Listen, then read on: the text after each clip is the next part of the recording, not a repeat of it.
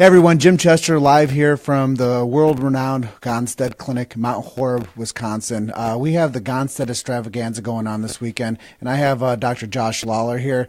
He had actually opportunity to become a teacher here and talk to the students about Gonstead method. So I'm going to ask him a little bit about what brought him to this event here this weekend. Welcome, Dr. Lawlor. Thank you. The Gonstead Clinic's a place I've come to ever since being in chiropractic school down at Palmer, and the people that I studied under, I just continued studying, learning from them, and one thing that they've always passed on to me is to continue teaching, and that allows you to continue to grow as a practitioner for your patients.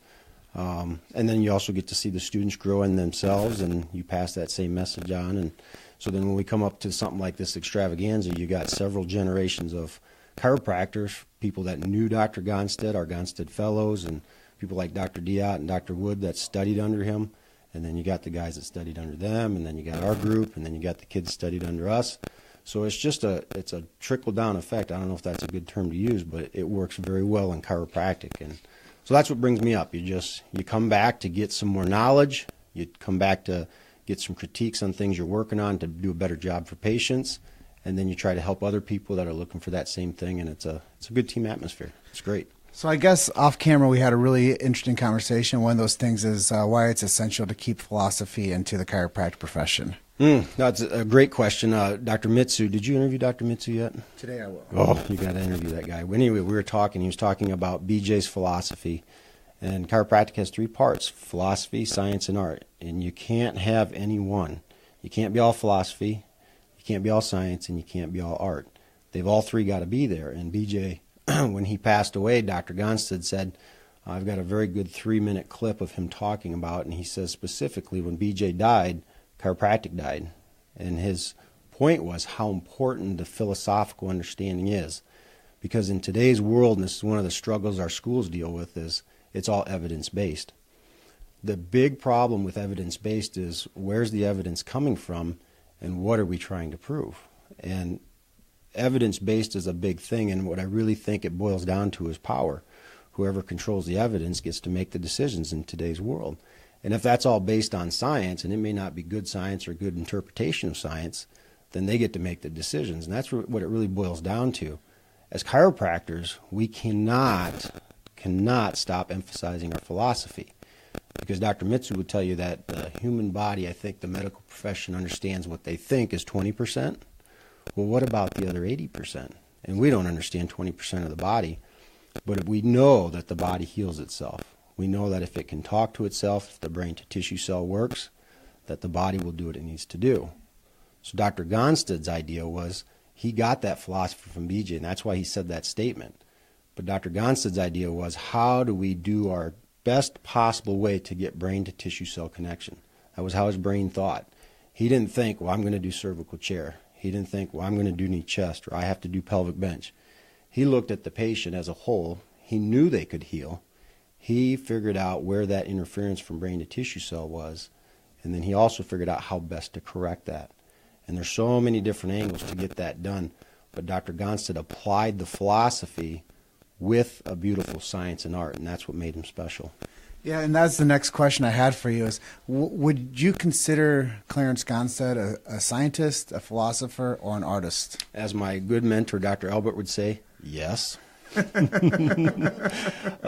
think I've only ever listened to Dr. Gonstead give on video, and the older guys I'm sure can tell you, but I've only ever listened to him give one philosophical speech, if you'd call it that, where he sat down and talked philosophy.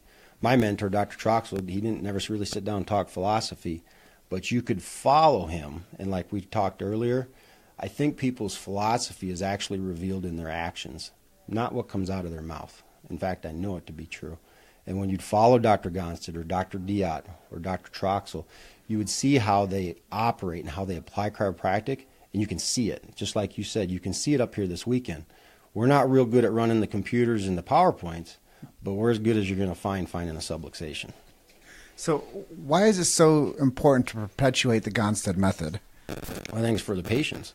The patients are the only reason chiropractic still exists. Chiropractic's been around before BJ showed up and before Dee showed up. They helped start to define it, explain it, understand it. That still exists, and it'll be here when we're gone. but it's our job to help provide that to patients. And patients will seek out where they get help. That's why chiropractic exists, because patients seek it out. The only thing that will correct a fifth lumbar subluxation is a fifth lumbar adjustment. The only thing that will correct an atlas subluxation is an atlas adjustment. And the more precise we can be, the faster the patient will get well. So it's for the patients. Yeah, and people demand what works, right? There you have to start to define what do you mean by works. Look at the opioid epidemic, and I'm sure you've been talking to doctors about that. I think people need to be educated and taught, and that's why what you're doing is so good. Because people are searching for answers, but they tend to want to grab, myself included, the quickest, most expedient answer. How do I get rid of that pain or whatever situation's going on fastest? And we're in an outside-in world where all problems are the opposite. They need to be inside-out solutions. It's the only place it comes from.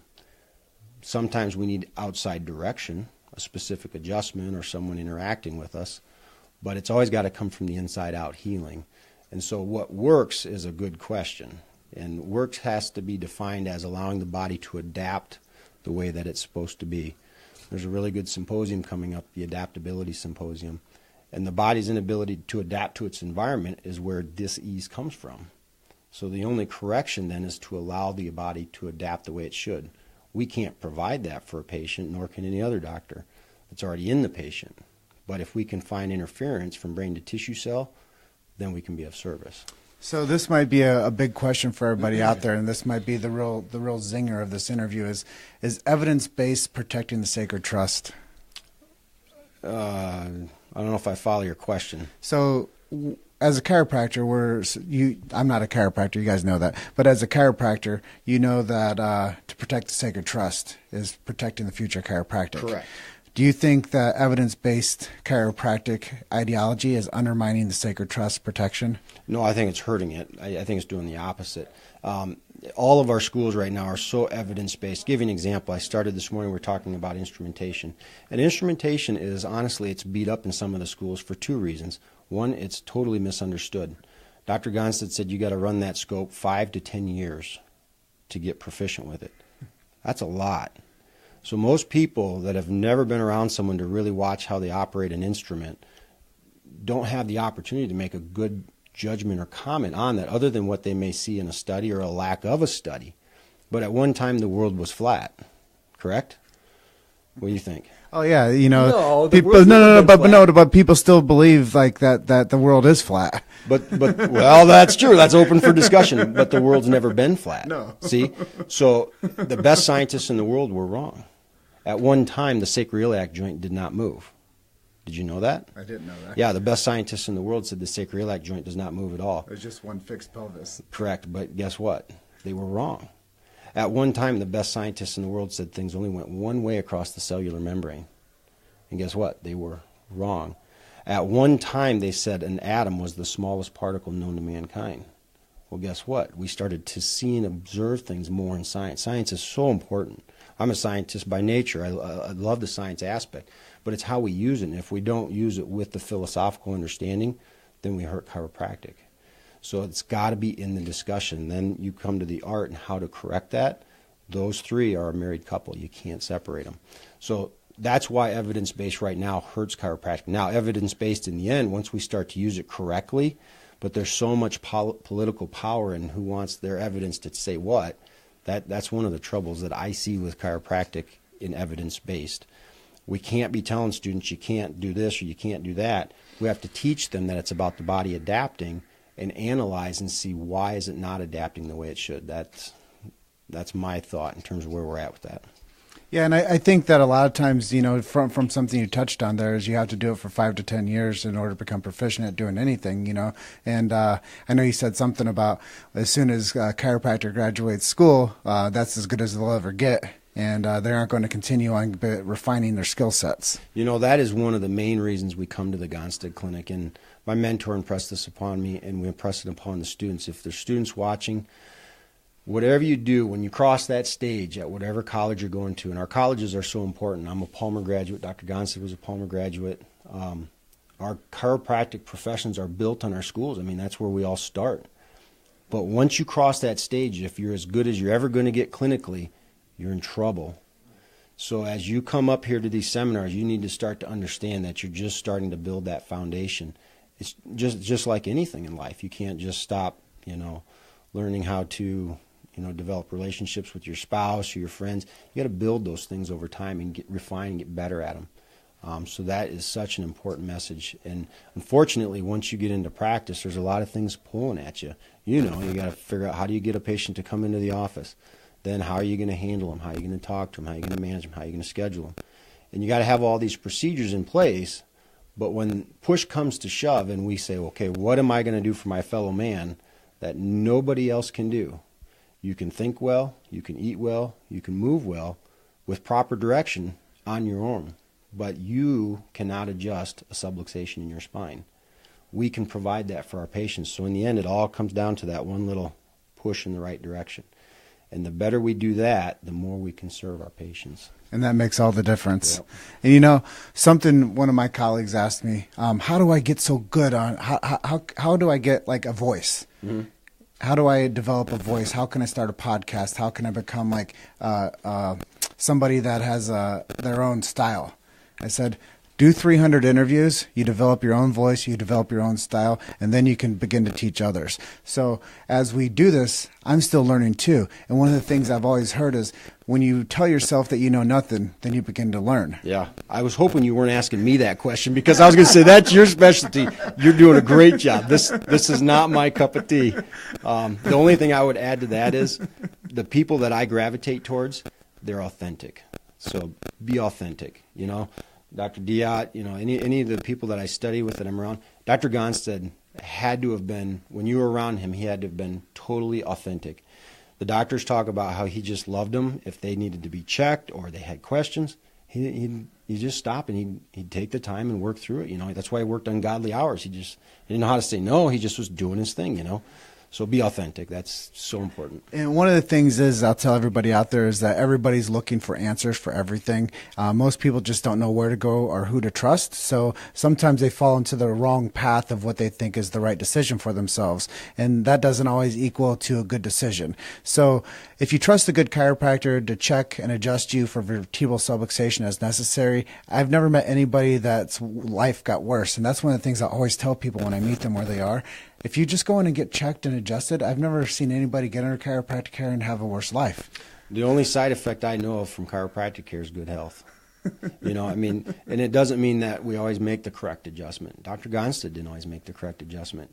So going down the wrong path or making a bad decision, in the end, it just depends on how we handle that, and that helps us guide. I was just listening to Pete teach in the other room, and he was talking through this case. He had this patient come in, and man, they had this upper cervical problem, and he went through the travel card, and so he fixed an atlas, and then he fixed a 7 cervical, and he checked and checked and checked, and so he grabbed T and said, come look at this, and so T come in, and he scoped middle back up to C7, middle back up to C7, looked at the x-ray, middle back to C7, and he said he never even went up where the patient was complaining.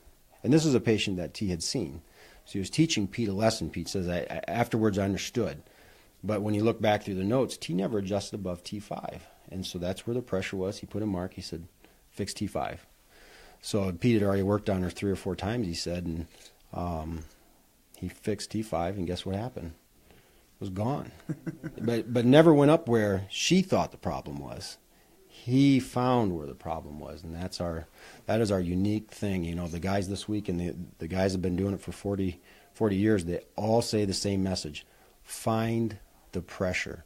Find where that major problem's at, and that's what you fix. Don't just hit the high spots. There you go. Well, I just want to say thank you, Josh, yes, for giving some time Appreciate and doing what you do. Yep. I know the world's a better place by you taking some leadership on and getting out of your comfort zone and doing an interview like this, but also being able to lead from the front of the room and to tell the future chiropractors what it means to be a Gonstead practitioner. I'm glad to help. I appreciate it. Yeah. So with that being said, I've always heard in chiropractic there's one thing that's really important, and that's telling the story. So just keep telling the story and keep hustling. Thank you for being with us today. Good job. Cool.